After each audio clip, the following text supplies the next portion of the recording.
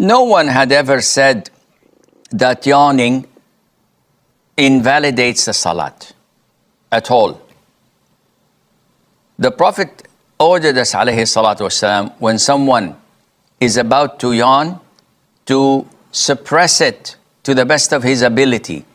Scholars say suppressing it is like biting your lower lip or keeping your lips sealed so that you don't open your mouth while yawning.